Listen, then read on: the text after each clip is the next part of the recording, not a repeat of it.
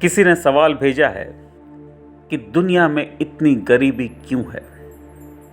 इस सवाल का जवाब मैं दो हिस्से में देना चाहता हूं। पहला हिस्सा आपको संतोष देगा, परंतु दूसरा हिस्सा शायद आपको आक्रोशित कर दे। एक बार जहांगीर मियां मीर के दरवाजे पर पहुंचे। उन्हें दक्कन पर हमला करना था और वो मियां मीर की दुआ मांगने गए थे। मियां मीर पर्शिया के शहजादे थे। उन्होंने राज सिंहासन को ठोकर मारकर सूफी संत बनना बेहतर समझा था। बहुत प्रभावशाली सूफी संत थे मियां मीर। जब जहांगीर मियां मीर के पास पहुंचा, मियां मीर अपनी इबादत में मशगूल थे और उन्होंने जहांगीर से रुकने को कहा।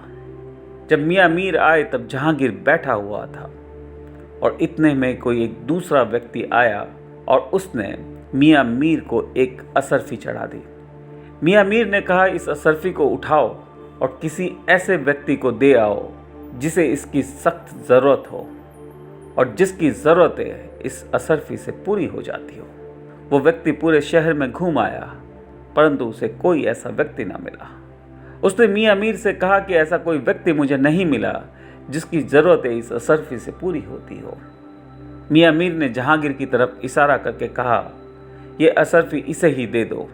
ये सुल्तान है, परंतु और ज़मीन हड़पने के लिए आज ये एक फ़कीर के पास दुआ मांगने से भी नहीं हिचकिचा रहा। इससे बड़ा गरीब कौन होगा जो सुल्तान होने के बावजूद एक फ़कीर से कुछ मांगने आया है क्योंकि उसे और ज़मीन और दौलत चाहिए। जहांगीर को इस बात का बड़ा गुस्सा आया। आपकी अमीरी दो चीज़ों पर निर्भर करती है, आपके पास कितना है, आपकी आय क्या है और आपकी ज़रूरतें क्या है। यदि आपके पास 100 है और आपकी ज़रूरतें सिर्फ 50 की है, तब आपकी अमीरी 2 गुना है। परंतु यदि आपके पास लाखों है और आपकी ज़रूरतें कई लाखों है, तो आपकी गरीबी 0 कुछ रह जाती है। द्वारिका वैभव की नगरी है, स्वर्ण से बनी है, हर सुख सुविधा वहां उपलब्ध है। परंतु यदि आप गहराई से देखें तो आप पाएंगे कि द्वारिका कुशा स्थली पर बनी है। कुशा का मतलब विरक्ति होता है। यदि आपके मन में विरक्ति है तो आपकी आय कभी भी आपको गरीब नहीं होने देगी, आपको हमेशा अमीर बनाकर रखेगी। जैसा मैंने आपसे कहा था कि इस सवाल का जवाब मैं 2 हिस्सों में देना चाहता हूँ। इस जवाब का अगला हिस्सा आपको आक्रोशित कर सकता है। हमें अर्थशास्त्र समझना पड़ेगा, इतिहास के पन्नों में थोड़ा पीछे जाना पड़ेगा। यह आपको जटिल लग सकता है, परंतु जब तक आप इसे नहीं समझेंगे, आप गरीबी से निजात नहीं पा सकते। मिस्र धर्म, सुमेरियन धर्म और मेसोपोटामिया की सभ्यता में रसीदों का जिक्र 5000 ईसा पूर्व से किया गया है। वहाँ के व्यापारी अपना अनाज एक जगह रखते और उसकी रसीद ले जाकर बाजार में बेचते थे। बड़ी मात्रा में अनाज को यहाँ से वहाँ ले जाना मुमकिन नहीं था और रसीदों का चलन प्राचीन काल से चला आ रहा है। 3री शताब्दी ईसा पूर्व में अर्थशास्त्र का गठन हुआ। प्रसिद्ध लोग जैसे चाणक्य, लाओ त्से आदि ने अर्थशास्त्र का प्रचार किया। तक्षशिला महाविद्यालय अर्थशास्त्र का सूत्र बनी और दुनिया के सारे साम्राज्य अर्थशास्त्र का पालन करना शुरू कर चुके थे। 7वीं ईस्वी चीन के अंदर तांग साम्राज्य का प्रभुत्व बढ़ रहा था और इस साम्राज्य के सामने एक बहुत अच्छा अवसर आया। यूरोप के कुछ व्यापारी सम्राट के पास गए और उन्होंने कहा कि आप हमारा सोना रख लें और इसके बदले आपके राजमोहर लगी आपके दस्तखत के साथ वाली रसीद हमें दे दें।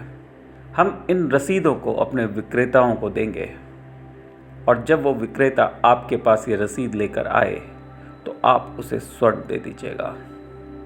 व्यापार बढ़ने लगा। विक्रेता जब रसीद लेकर सम्राट तक पहुंचे तो सम्राट ने स्वर्ण दे दिया। ये इतिहास का सबसे पहला करंट अकाउंट था। 9वीं शताब्दी में चीन में सोंग साम्राज्य पनपने लगा। सोंग साम्राज्य ने इन रसीदों को और वैज्ञानिक बना दिया। उन्होंने रसीदों को छोटी छोटी कर दी और दुनिया का सबसे प्रथम चेक सिस्टम शुरू हुआ। 13वीं शताब्दी में ओटोमन साम्राज्य अपने प्रभुत्व पर था। कई मुस्लिम बुद्धिजीवियों ने बैंकिंग सिस्टम का निर्माण किया। Credit, cheques, current account, saving accounts आदि की शुरुआत हुई। 15वीं-16वीं शताब्दी तक मेडिची जैसे लोगों ने बैंकिंग को यूरोप में पहुंचाया और ये अर्थव्यवस्था के लिए एक बहुत बड़ा सुनहरा पल था। मानव सभ्यता और बड़ी होने लगी, देशों के बीच में व्यापार होने लगा और इससे समृद्धि में वृद्धि हुई। किसी भी देश ने अर्थशास्त्र के मूलभूत सिद्धांतों को तोड़ा नहीं था और ये मूलभूत सिद्धांत था कि रसीदें सिर्फ उतनी ही छापी जाएंगी जितना उनके पास स्वर्ण भंडार होगा या वैश्विक व्यापार का अधिकांश होगा। बैंकिंग के डेवलप होने से क्रेडिट का चलन शुरू हुआ। क्रेडिट एक बहुत अनोखी चीज है। क्रेडिट के अंदर कोई भी बैंक एक छोटा सा अंश अपने देश के सेंट्रल बैंक में रखकर क्रेडिट बना सकता है। यदि हम वैश्विक बाजारों को देखें तो हम पाएंगे कि क्रेडिट काफ़ी बड़ा होता है। मुद्रा के मात्रा में क्रेडिट की अनुपात बहुत ज़्यादा होती है। यदि मुद्रा 5% है तो क्रेडिट तकरीबन 95% होता है। ये सब सुचारू रूप से चल रहा था, परंतु 1970 में एक व्यक्ति ने अर्थशास्त्र का मूलभूत सिद्धांत तोड़ दिया। इस व्यक्ति का नाम था रिचर्ड निक्सन। रिचर्ड निक्सन ने अपने देश के स्वर्ण भंडार और वैश्विक व्यापार के अधिकांश से ज़्यादा मुद्रा छाप दी। उसने लॉ पारित करा लिया कि हम अब मुद्रा को इन चीज़ों से अलग कर देंगे और मुद्रा की मार्केटिंग करेंगे। यूरोप के काफ़ी देश इकट्ठे हुए और उन्होंने भी अपनी एक मुद्रा बना ली। ये मुद्रा भी अपने स्वर्ण भंडार और वैश्विक व्यापार के अधिकांश से ज़्यादा छपने लगी। जहाँ तक क्रेडिट का सवाल है, 2001 में जापान ने भी अर्थशास्त्र की मूलभूत सिद्धांत को तोड़ दिया। क्वांटिटेटिव ईजिंग एक बड़ा इंटरेस्टिंग सा शब्द है, परंतु ये बाजार में क्रेडिट और ज़्यादा उपलब्ध करा देता है। हमें लगता होगा कि ज़्यादा क्रेडिट या ज़्यादा मुद्रा से हमारी दौलत पर क्या फ़र्क पड़ता है। आप इस बात को गहराई से समझिएगा। ज़्यादा मुद्रा या ज़्यादा क्रेडिट एक देनदारी होती है और ये देनदारी जब वैश्विक बाज़ार में अधिक हो जाती है तो ये अपने लिए कोई न कोई वस्तु ढूंढती है। ज़मीनों की कीमत बढ़ने लगती है, स्वर्ण की कीमत बढ़ने लगती है, तेल की कीमत बढ़ने लगती है, कंपनियों के शेयर्स की कीमत बढ़ने लगती है। जिनके पास ज़मीन थी, तेल था, सोना था, शेयर्स था, वो तो और अमीर हो जाते हैं, परंतु जिनका सपना था कि वो ज़मीन खरीदेंगे, जिनका सपना था कि वो थोड़ा सा स्वर्ण खरीदेंगे, जिनका सपना था कि कोई शेयर खरीदेंगे, वो अपने सपने से काफ़ी पीछे रह जाते हैं और इस वजह से गरीबी होती है। यदि आपके पास अमेरिका के कुछ डॉलर्स पड़े हैं और आज आपने निश्चय कर लिया कि इन डॉलर्स को आप जला देंगे, तो इसके 2 परिणाम होंगे। पहला परिणाम तो ये होगा कि आप और गरीब हो जाएंगे, परंतु दूसरा परिणाम ये होगा कि पूरी दुनिया एक बहुत ही मामूली अंश से और अमीर हो जाएगी, क्योंकि देनदारी आपने कम कर दी। इसी को विपरीत दिशा में यदि हम देखते हैं कि यदि वैश्विक मुद्राएं और बढ़ जाए तो जैसे बाकी लोग पहले अमीर हुए थे वैसे ही बाकी लोग फिर से गरीब होते जाएंगे। हर देश चाहेगा कि उसकी मुद्रा चले वैश्विक बाजारों में और उसके जो स्वयं के नागरिक हैं वो उसका फल प्राप्त करें, परंतु ऐसा होता नहीं है। विश्व के कुछ देश ही ऐसा कर पाते हैं।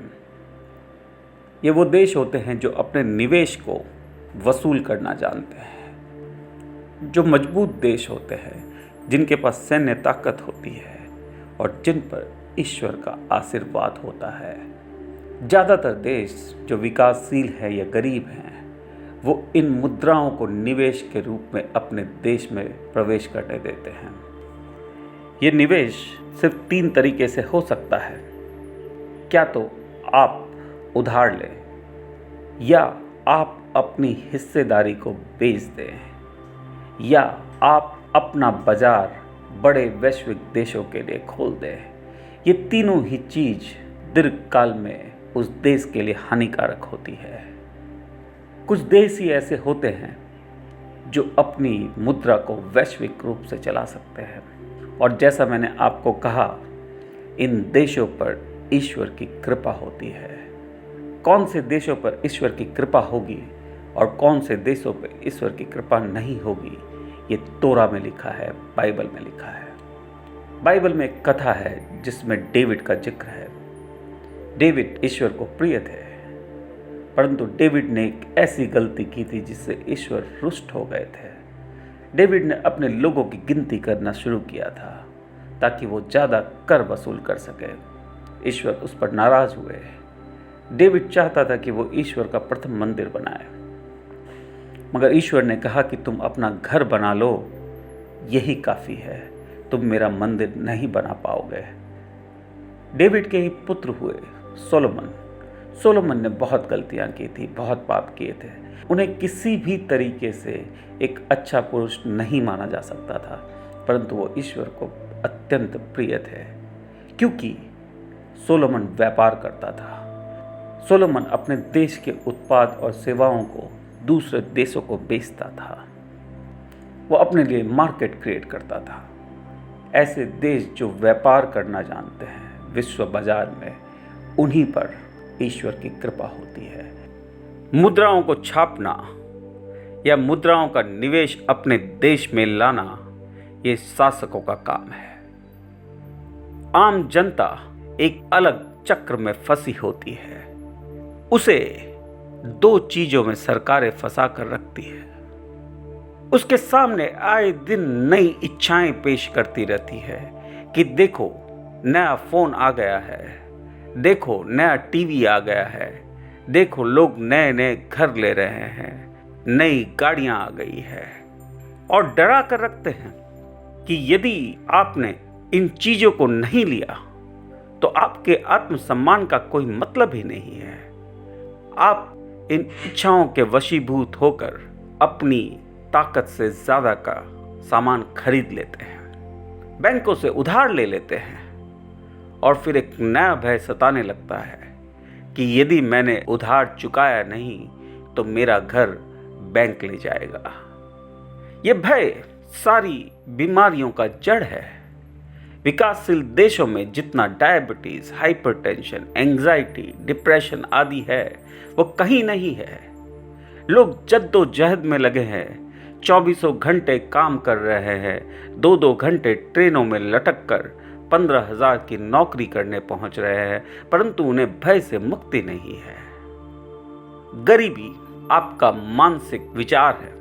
यदि आपके अंदर विरक्ति हो तो आप इस जाल से निकल सकते हैं। विरक्ति का मतलब गरीबी नहीं होता है।